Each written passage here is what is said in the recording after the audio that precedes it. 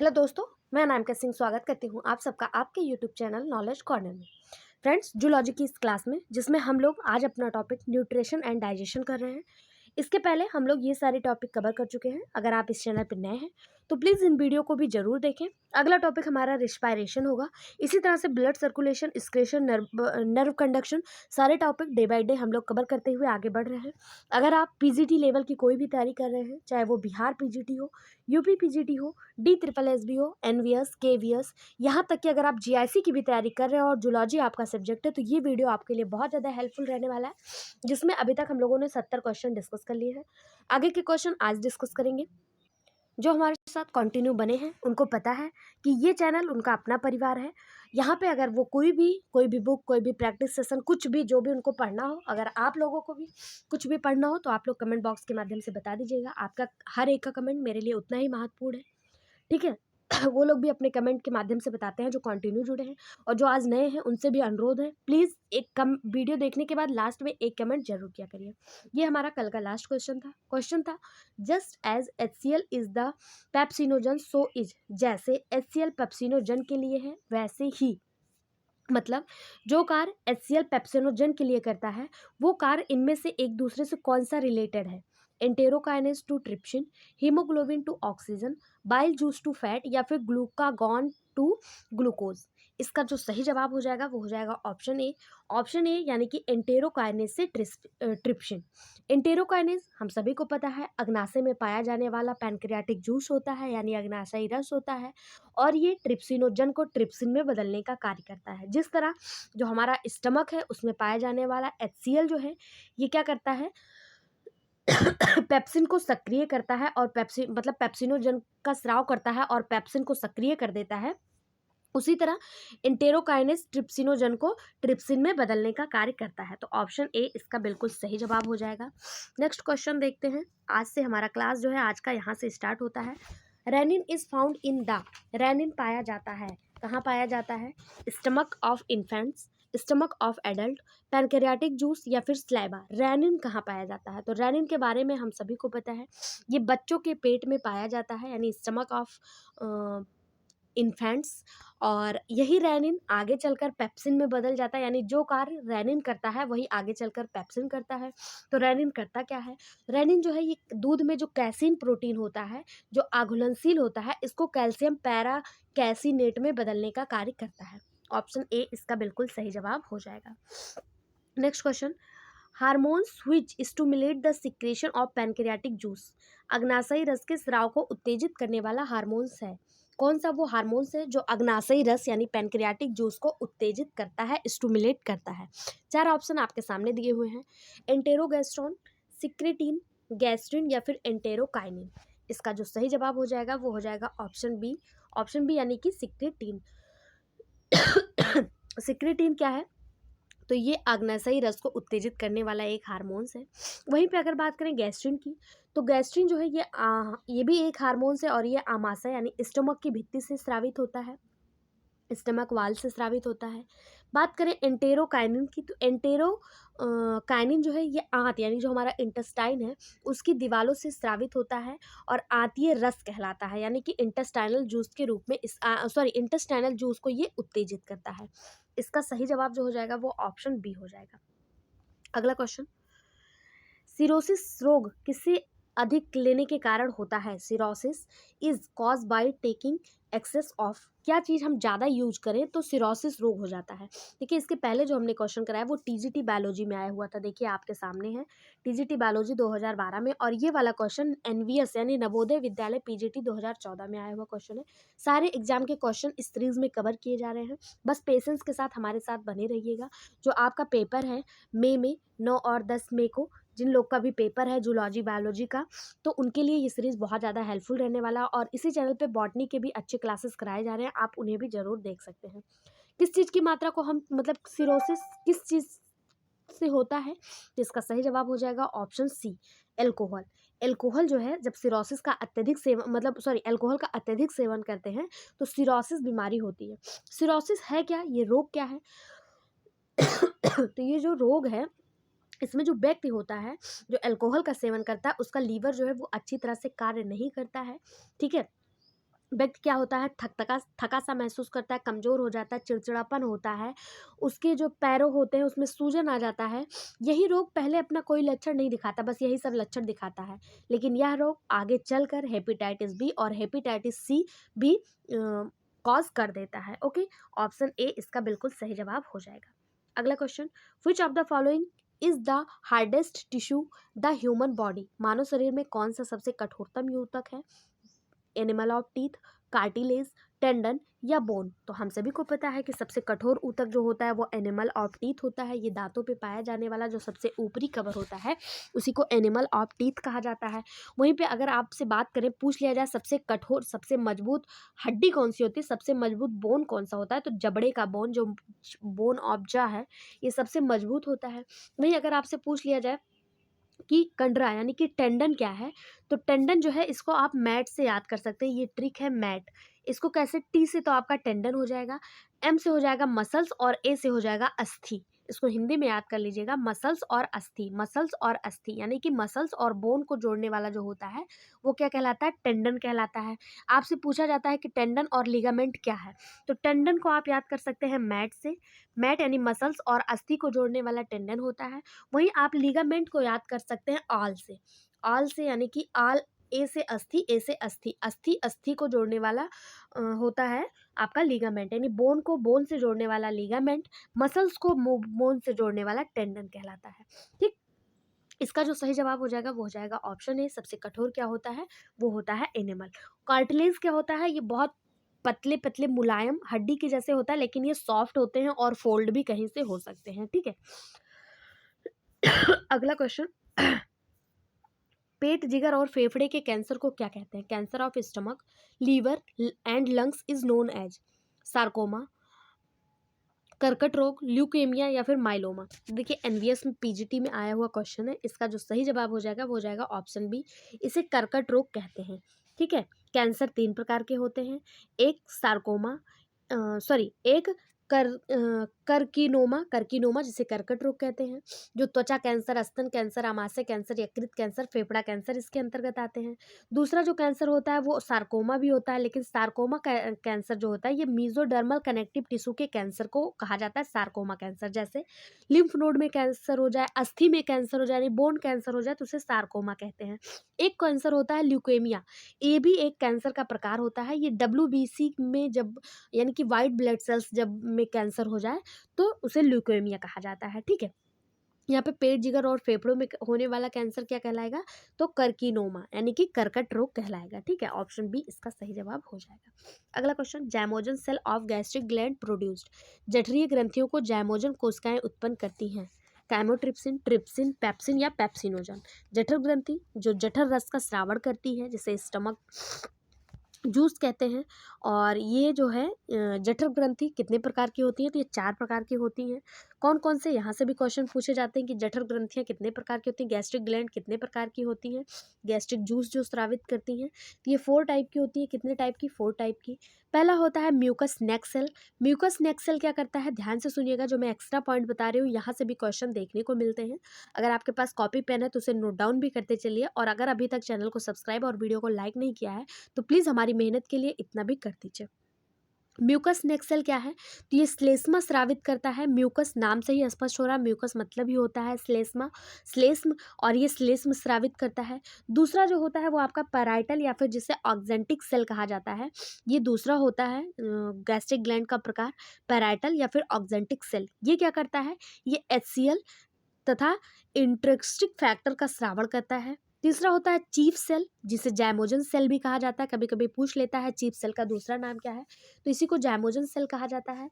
या पेप्सिन से pro enzyme का स्रावण करता है, जिसे पेप्सिनोजन कहा जाता है। और चौथा जो होता है वो एंटेरोकराइन होता है।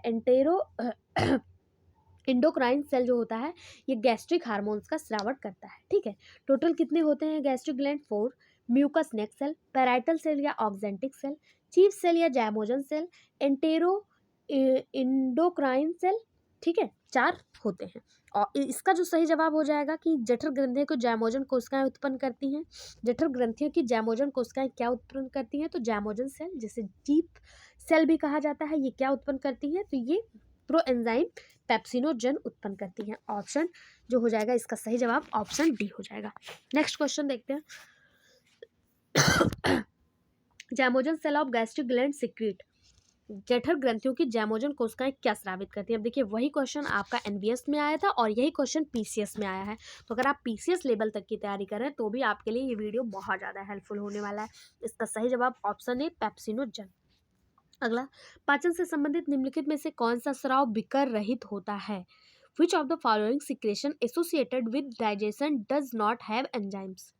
बाइल, गैस्ट्रिक जूस, स्लाइवा या पेनक्रियाटिक जूस। इसका जो सही जवाब हो जाएगा वो हो जाएगा ऑप्शन ए बाइल, यानी कि पित्त। पित्त में पाचन संबंधित विकर नहीं पाया जाता है। पित्त होता क्या है, तो ये हरे पीले रंग का एक क्षार होता है। क्षारीय तरल होता है यानी क्षारीय लिक्विड होता है। इसका पीएच पूछ लिया जाता है, इसका पीएच कितना है, 7.5 से लेके 7.7 तक इसका पीएच होता है। इसका माध्यम जो होता है वो क्षारीय होता है और ये क्या करता है, भोजन को भी क्षारीय बना देता है। ऑप्शन ए इसका बिल्कुल सही जवाब हो जाएगा। अगला, fat in our body are formed when, हमारे शरीर में वसा का निर्माण होता है जब। हमारे शरीर में वसा का निर्माण कब होता है। There is little glycogen in the body, शरीर में ग्लाइकोजन की मात्रा कम होती है। Blood sugar level becomes constant, रक्त शर्करा का स्तर अस्थायी होता है। Glycogen store in liver and muscles incomplete, यकृत तथा मांसपेशी में ग्लाइकोजन का भंडारण पूर्ण हो जाता है। Intake of protein is high, जब प्रोटीन का अंतर्ग्रहण अधिक होता है। हमारे शरीर में वसा का निर्माण कब होता है, तो इसका सही जवाब हो जाएगा option C, glycogen store in liver and muscles in is complete, यानी यकृत तथा मांसपेशियों में ग्लाइकोजन का भंडारण जब पूर्ण हो जाता है तो हमारे शरीर में फैट्स का यानी कि वसा का निर्माण होता है। वसा जो होता है, फैट जो होता है, ये ऊर्जा का प्रमुख स्रोत होता है। जब शरीर में कार्बोहाइड्रेट की कमी होती है तो कार्बोहाइड्रेट वसा और प्रोटीन से संश्लेषित होता है। अगर पूछा जाए जब कार्बोहाइड्रेट वसा और प्रोटीन से संश्लेषित होता है तो इस प्रक्रिया को क्या कहा जाता है, तो इसी प्रक्रिया को कहा जाता है ग्लूकोनियोजेनेसिस। इस प्रक्रिया को क्या कहते हैं, ग्लूकोनियोजेनेसिस कहा जाता है। ठीक, इसका जो सही जवाब हो जाएगा वो ऑप्शन सी हो जाएगा। नेक्स्ट क्वेश्चन है, dental formula of adolescent girl of age below 17, 17 साल से भी कम किशोरा अवस्था की बालिका के दंत सूत्र होते हैं।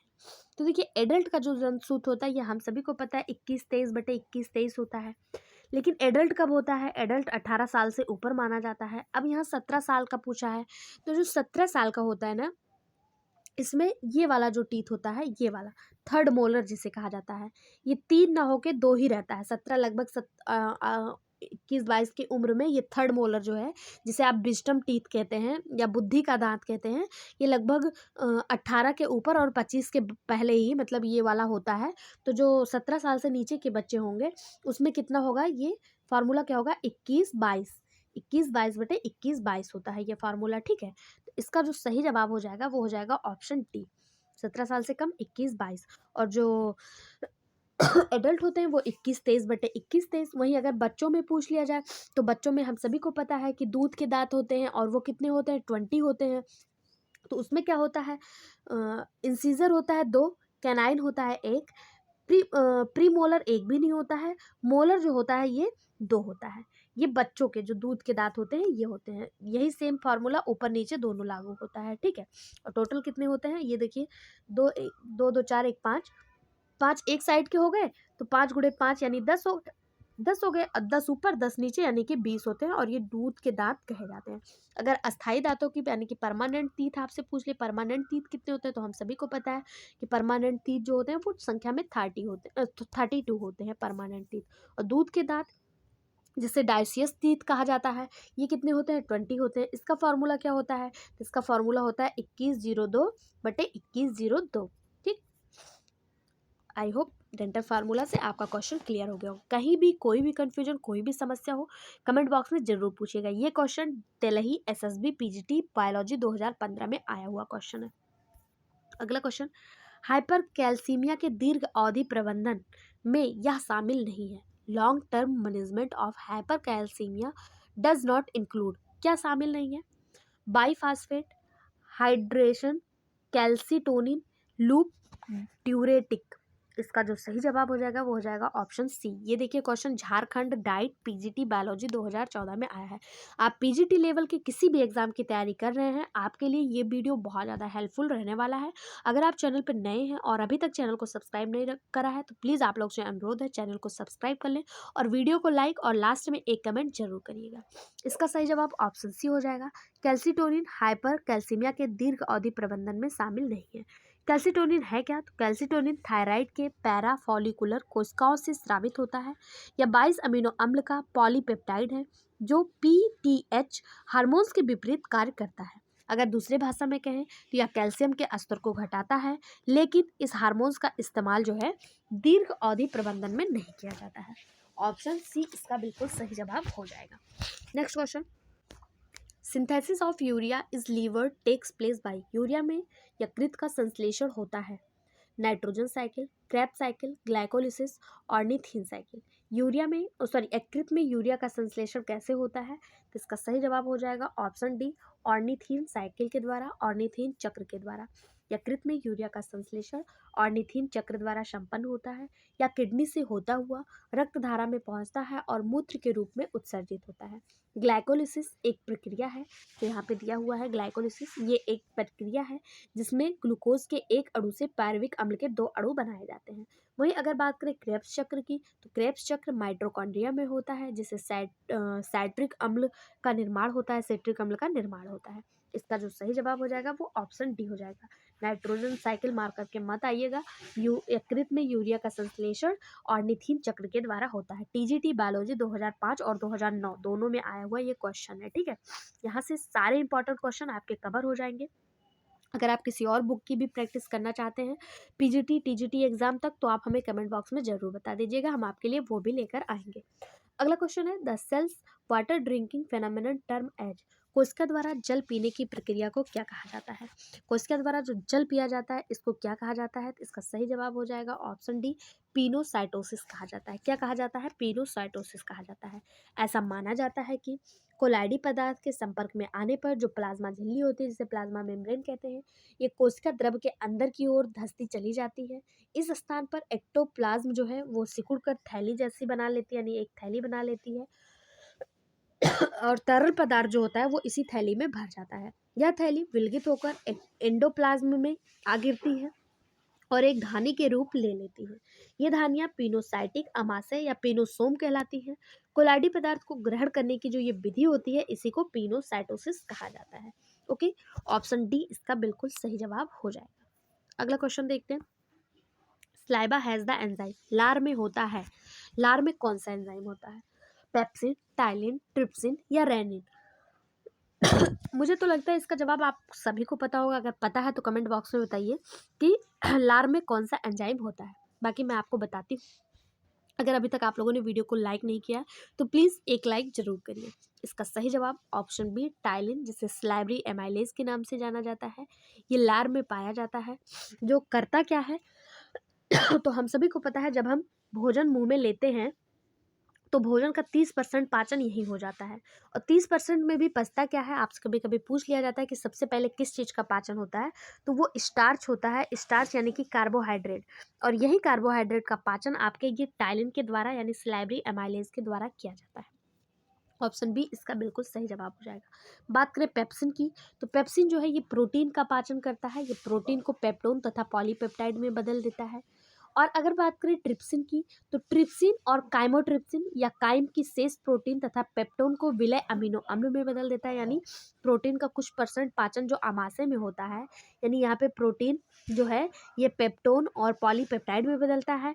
ये जब पेप्टोन और पॉलीपेप्टाइड में बदला हुआ प्रोटीन इंटेस्टाइन में जाता है तो इंटेस्टाइन पे इस पर ट्रिप्सिन, अग्नाशय से यहाँ पे ट्रिप्सिन गिराया जाता है और ये ट्रिप्सिन क्या करता है? इसी पेप्टोन और पॉलीपेप्टाइड को अमीनो अम्ल में बदलने का कार्य करता है। रेनिन जो होता है ये बच्चों में देखने को मिलता है और ये मिल्क में मौजूद कैसीन प्रोटीन का चेंज करता है। इसका जो सही जवाब हो जाएगा कि लार में क्या पाया जाता है? तो टाइलिन पाया जाता है। ऑप्शन बी इसका बिल्कुल सही जवाब हो जाएगा। अगला question, the lacteals are found in. Lacteals वाहिनियाँ पाई जाती हैं। स्टार मार्क करिएगा इस क्वेश्चन को। यहाँ से क्वेश्चन आपका बिहार टीआरई एग्जाम में भी देखने को मिला था और काफ़ी लोग कंफ्यूज हो गए थे। लैक्टेल्स कहाँ पाई जाती हैं? लीवर, स्प्लीन, विली या फिर पैनक्रियाज। तो इसका जो सही जवाब हो जाएगा वो हो जाएगा ऑप्शन सी, विली। विली में लैक्टेल्स पाई जाती हैं और एक लिम्फेटिक कैपिलरी है, या छोटी आंत की विलाई में आहार संबंधित वसा का अवशोषण करती है। विली क्या होता है, जब आप इंटेस्टाइन को देखते हैं तो ये वाला जो भाग होता है ये लार्ज इंटेस्टाइन होता है, ये लार्ज इंटेस्टाइन, लेकिन इसी में एक क्वाइल्ड संरचना होती है, ऐसे बहुत ज़्यादा मुड़ी होती है और ये बहुत ज़्यादा लंबी होती है, इसी को स्मॉल इंटेस्टाइन कहा जाता है। इसी का जब क्रॉस सेक्शन किया जाता है तो देखा जाता है इसकी जो दीवारें होती है इस पर ऐसे फिंगर लाइक प्रोजेक्शन पाया जाता है, इसी फिंगर लाइक प्रोजेक्शन को विली कहा जाता है, और इसी विली में जो है लैक्टेल्स ग्रंथियां पाई जाती हैं। ऑप्शन सी इसका बिल्कुल सही जवाब हो जाएगा। अगला question, vitamin A is responsible for, vitamin A किसके लिए जिम्मेदार है, रोडोप्सिन, नाइट ब्लाइंडनेस, पेलाग्रा या फिर सिरोसिस। विटामिन ए की कमी से नाइट ब्लाइंडनेस भी होता है। विटामिन इसका सही जवाब हो जाएगा ऑप्शन बी, अगर विटामिन ए नहीं होगा या इसकी कमी हो जाएगी तो नाइट ब्लाइंडनेस यानी कि रतौंधी नामक रोग हो जाता है। रोडोप्सिन क्या है, तो रोडोप्सिन एक प्रकार का केमिकल है जो विटामिन ए के प्रेजेंस में बनता है, ठीक है। इसका सही जवाब ऑप्शन बी हो जाएगा। अगला क्वेश्चन, कोलेस्ट्रॉल संश्लेषित होता है इसमें, कोलेस्ट्रॉल इज सिंथेटाइज्ड इन, कोलेस्ट्रॉल किसमें सिंथेसिस होता है। ऑप्शन ब्रूनर्स, पेनक्रियाज, लीवर या स्प्लीन। कोलेस्ट्रॉल का संश्लेषण कहाँ होता है, तो इसका सही जवाब हो जाएगा ऑप्शन सी, लीवर में। कहाँ पे होता है, लीवर में। इसके अलावा लीवर और क्या कार्य करता है, तो लीवर जो है ये हिपैरिन नामक पदार्थ बनाता है। स्तनधारियों के भ्रूण अवस्था में जो लीवर होता है ये आरबीसी का निर्माण करता है। इसके अलावा लीवर में विटामिन ए, विटामिन डी, लोहा, तांबा यानी आयरन, जिंक ये सब भी स्टोर होता है। इसके अलावा जो हमारा लीवर होता है ये यूरिया बनाने का भी कार्य करता है। तो लीवर के बहुत सारे फंक्शन होते हैं, उसमें से कोलेस्ट्रॉल का संश्लेषण भी एक है। ऑप्शन सी इसका सही जवाब हो जाएगा। नेक्स्ट क्वेश्चन, निम्नलिखित में से कौन सा डीएनए संश्लेषण कोशिका विभाजन के लिए आवश्यक है। Which of the following is essential of DNA synthesis and cell division. कौन सा, vitamin D, vitamin E, vitamin K या फॉलिक एसिड। तो कौन सा विटामिन वो है जो डीएनए संश्लेषण और सेल डिवीजन दोनों के लिए इंपॉर्टेंट है। तो देखिए, जो विटामिन डी होता है इसे कैल्सीफेरॉल कहा जाता है। इसकी कमी से रिकेट्स नामक रोग हो जाता है जिसे सूखा रोग कहते हैं, या फिर ऑस्टियोमलेशिया नामक रोग हो जाता है। उसके बाद विटामिन ई, इसे टोकोफेरॉल कहा जाता है। इसकी कमी से इसकी अगर कमी हो जाए तो बांझपन का शिकार हो जाती हैं औरतें, और मांसपेशियां कमजोर हो जाती हैं, यानी जनन क्षमता की कमी हो जाती है और मांसपेशियां कमजोर हो जाती हैं। विटामिन के, जिसे कैल्सीफेरॉल कहा जाता है, और इसकी जो कमी होती है तो चोट लगने पर रक्त का थक्का यानी ब्लड क्लॉटिंग नहीं होती है, इसे एंटीकोआगुलेंट कहा जाता है। इसके अलावा बात करें फॉलिक एसिड, जिसे विटामिन बी नाइन इसे फॉलिक एसिड कहा जाता है, और ये जो है डीएनए संश्लेषण और कोशिका विभाजन में महत्वपूर्ण रोल प्ले करता है। ऑप्शन डी इसका बिल्कुल सही जवाब हो जाएगा। अगला question, Glisson's capsule are found in, Glisson's capsule कहाँ पाए जाते हैं, लीवर, किडनी, पैनक्रियाज या इंटेस्टाइनल वॉल। इसका सही जवाब हो जाएगा ऑप्शन ए, लीवर में। गिल्सन्स कैप्सूल कहाँ पाए जाते हैं, लीवर में पाए जाते हैं। संरचनात्मक रूप से लीवर बहुत सी पालियों का बना होता है जिसे गिल्सन्स कैप्सूल कहते हैं, यानी जो हमारा लीवर होता है ऐसे तो हम देखते हैं कि ये ऐसे होता है, लेकिन इसमें लोब्स पाए जाते हैं, ये दो भागों में बटा होता है और इसी को गिल्सन्स कैप्सूल कहा जाता है। क्या कहा जाता है, ये जो लोब्स होते हैं, एक मिनट के ये वाला जो भाग होता है ये, इसी को गिल्सन्स कैप्सूल के डायग्राम के माध्यम से आपको दिखा देते हैं। ये देखिए यहाँ पे ये गिल्सन्स कैप्सूल होता है, हमारा लीवर ऐसे बटा होता है दो भागों में, और ये वाला जो भाग होता है इसे गिल्सन्स कैप्सूल कहा जाते हैं, ठीक है। और प्रत्येक पाली के चारों ओर संयोजी ऊतक का एक आवरण पाया जाता है जिसे हिपैटिक सेल कहते हैं। क्या कहते हैं, हिपैटिक सेल कहते हैं, ठीक है। अगर हिपैटिक सेल भी पूछ ले तो ये जो पाली है, ये जो पाली मतलब जो दो भागों में बटा होता है, इसके चारों ओर क्या पाया जाता है, एक संयोजी ऊतक पाया जाता है, कनेक्टिव टिश्यू पाया जाता है, और इसी को क्या कहते हैं, हिपैटिक सेल कहते हैं। अगला question, the longitudinal muscular fold of inner wall of stomach are called, अमाशय के आंतरिक भित्ति के अनुदैर्ध्य पेशीय वलन को क्या कहते हैं। टीजीटी बायोलॉजी 2003 में आया हुआ क्वेश्चन है। क्या कहेंगे, पेप्ला ऑफ बेटर, रूजी, विली या फिर फिशर। इसका जो सही जवाब हो जाएगा वो हो जाएगा ऑप्शन बी, इसे रूजी कहते हैं, रूजी। जब कभी कभी आप बहुत देर तक खाना नहीं खाते हैं तो आपने देखा होगा कि पेट में अचानक से दर्द होने लगता है। तो वो क्यों होता है? तो वो इसी के कारण होता है कि हमारे स्टमक में रूजी नामक एक संरचना पाई जाती है। ऐसे ये क्या करती है, ये जब खाना जाता है तो उस खाना के प्रेशर से, भोजन के प्रेशर से ऐसे दब जाती है। लेकिन जब भोजन नहीं मिलता है तो ये ऐसे अपने आप को खड़ा कर लेती है, और जब हम झुकते हैं, चलते हैं, तो ये हमारे पेटों में चुभने लगता है, और इसी कारण हमारे पेटों में जो होता है वो दर्द होता है। ये फिंगर लाइक प्रोजेक्शन होता है, और ये अमाशय के आंतरिक दीवारों पर पाया जाता है। ऑप्शन बी इसका बिल्कुल सही जवाब हो जाएगा। अगला question, succus entericus is secreted by, succus entericus का स्राव किसके कारण होता है, किससे होता है? पेनक्रियास, क्रिप्स ऑफ लीवर कुन, फेंडिक ग्लैंड या फिर स्लैवरी ग्लैंड? सक्कस इंटेरिकस नाम से ही स्पष्ट हो रहा है कि ये इंटेस्टाइन से सिक्रीट होगा, लेकिन इंटेस्टाइन से इनमें से कौन सा संबंधित है? तो पेनक्रियास तो होगा नहीं, ये सही हो जाएगा option B, crypts of Lieberkuhn. क्योंकि फंडिक ग्लैंड ये हमारे स्टमक में पाया जाता है, सलाइवरी ग्लैंड ये माउथ में पाया जाता है, और अग्नाशय तो अग्नाशय में पाया जाएगा। आप ऑप्शन एलिमिनेशन के माध्यम से भी ऐसे क्वेश्चन को सॉल्व कर सकते हैं। जो आप, अगर आपने क्रिप्स ऑफ लीवर कुन का नाम नहीं भी सुना है या आपको नहीं भी याद आ रहा है, तो इस तरह से आप एलिमिनेशन करके भी इसको सॉल्व कर सकते हैं। इंटेरिकस जो हो गया ये इंटेस्टाइन से संबंधित होता है। हिपैटिक हो गया, ये हमेशा लीवर से संबंधित होता है। कुछ वर्ड होते हैं जो किसी न किसी को, गैस्ट्रिक हो गया ये स्टमक को संबंधित मतलब डेडिकेट करता है। तो ये कुछ स्पेसिफिक वर्ड होते हैं जो एक स्पेसिफिक चीज के बारे में बताते हैं, ठीक है। इसका सही जवाब ऑप्शन बी हो जाएगा। सक्कस इंटेरिकस का अगर आपसे पीएच पूछ लिया जाए तो उसका पीएच 8.3 होता है। कितना? 8.3 होता है। अगला क्वेश्चन, कार्बोहाइड्रेट पाचन के अंतिम उत्पाद है। कार्बोहाइड्रेट जिसे CHO कहते हैं, ये इसका फॉर्मूला होता है। और इसके पाचन का अंतिम उत्पाद क्या होता है? इसके पाचन का अंतिम उत्पाद CH2O होता है। C से क्या हो गया, S से क्या हो गया, O से क्या हो गया? आप बताइए क्या होता है? तो इसका जो अंतिम उत्पाद होता है वो ग्लूकोज, फ्रैक्टोज और गैलेक्टोज होता है, ठीक है। क्या होता है? ग्लूकोज, फ्रैक्टोज और गैलेक्टोज होता है। कार्बन, हाइड्रोजन और ऑक्सीजन, कार्बन, हाइड्रोजन और ऑक्सीजन, इसी को कार्बोहाइड्रेट कहा जाता है। कभी कभी इसका अनुपात भी पूछ लिया जाता है। तो इसमें जो कार्बन होता है वो 1 होता है, हाइड्रोजन जो होता है वो 2 होता है, और ऑक्सीजन जो होता है वो 1 होता है। ये इनका अनुपात होता है, और इनका जब यौगिक बनता है तो CH2O बनता है, ठीक है। इसका सही जवाब ऑप्शन ए हो जाएगा। और इनका जो उत्पाद होता है वो क्या होता है? ग्लूकोज, फ्रैक्टोज और गैलेक्टोज होता है। अगला question, ascorbic acid ascorbic acid क्या है? Vitamin A, vitamin D, vitamin C, vitamin K. Vitamin से बहुत ज़्यादा क्वेश्चन एग्जाम में देखने को मिलता है। कभी कॉमन नेम पूछ लिया जाता है, कभी उनसे होने वाली बीमारियां पूछ ली जाती हैं। तो विटामिन से कुछ ना कुछ देखने को मिलता है, ठीक है। अब यहाँ पे देखिए कॉमन नेम पूछ लिया एस्कॉर्बिक एसिड। देखिए ऐसे वैसे छोटे मोटे एग्जाम में नहीं, TGT में आया हुआ क्वेश्चन है। देखिए आपके सामने TGT बायोलॉजी 1999 में आया हुआ क्वेश्चन है, ठीक है। एस्कॉर्बिक एसिड, अब वैसे TGT PGT में इस लेवल का क्वेश्चन नहीं पूछा जाता है, लेकिन क्या पता है एग्जामिनर का मूड है, 10% क्वेश्चन तो इजी ही होते हैं, तो इजी में कुछ ना कुछ तो वो देगा ही। किसी भी एग्जाम का 10% क्वेश्चन जो ऐसे होते हैं ना वो बहुत इजी होते हैं। तो इन क्वेश्चन को भी इग्नोर करके आपको नहीं जाना है। और साथ ही साथ अगर मेरा एफर्ट पसंद आ रहा हो तो प्लीज़ वीडियो को लाइक जरूर कर दीजिए और एक कमेंट जरूर करिएगा। इसमें देखिए आपको पूछा एस्कॉर्बिक एसिड। अगर बात करें विटामिन ए की तो इसे रेटिनॉल कहा जाता है। विटामिन डी को कैल्सीफेरॉल कहा जाता है। विटामिन डी में भी 2 होता है, एक D2 एक D3। D2 को आर्गो कैल्सीफेरॉल और D3 को कैल्सियो कैल्सीफेरॉल कहा जाता है। विटामिन सी को एस्कॉर्बिक एसिड के नाम से जाना जाता है, और विटामिन के जो है इसे फ्यूलोक्विनोन के नाम से जाना जाता है। किस नाम से? फ्यूलोक्विनोन के नाम से जाना जाता है। इसका सही जवाब ऑप्शन सी हो जाएगा। अगला क्वेश्चन, अब आपके लिए आज का जो मेरा होमवर्क क्वेश्चन है ये बताना है vitamin B complex. Vitamin B complex में कौन कौन से विटामिन है, उनका साइंटिफिक नाम क्या है, और उनसे होने वाली बीमारी कौन सी है। जैसे vitamin B1 thymine, vitamin B2 राइबोफ्लोमिन, इस तरह से बी कॉम्प्लेक्स के सारे नाम और उनसे होने वाली बीमारियां।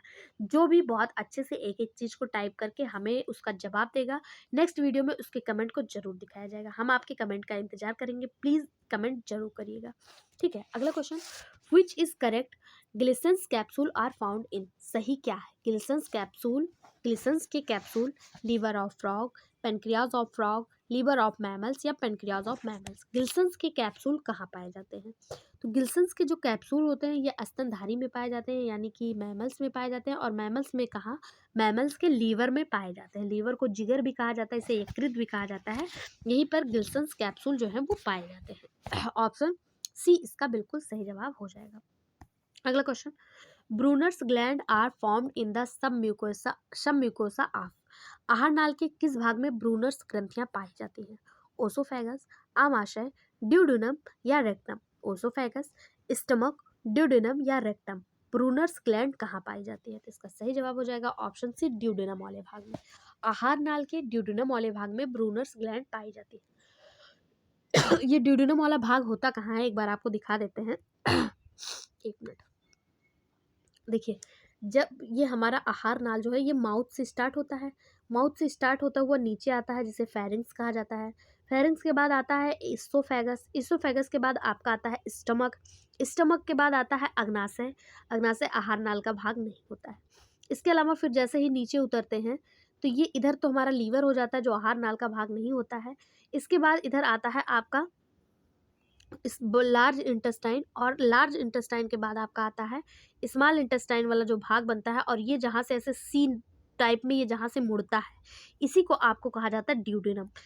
अग्नाशय से नीचे यानी स्टमक के नीचे और छोटी आंत से पहले ये जो सी शेप का स्ट्रक्चर होता है इसी को ड्यूडेनम कहा जाता है। ठीक है, और यहीं पे जो है ब्रूनर्स ग्लैंड पाया जाता है। ऑप्शन सी इसका बिल्कुल सही जवाब हो जाएगा। ब्रूनर्स ग्लैंड कहाँ पाया जाता है? यहीं पे ब्रूनर्स ग्लैंड पाया जाता है। ओके, ड्यूडेनम में ही ग्लैंड्स ऑफ लीवर कोन पाया जाता है। तो लीवर कोन की जो दीवारें होती हैं, जो दरारें होती हैं, इसी में ब्रूनर्स ग्लैंड पाया जाता है। ये सब म्यूकोजा में पड़ी होती हैं और लीवर कोन की दीवारों में खुलती हैं।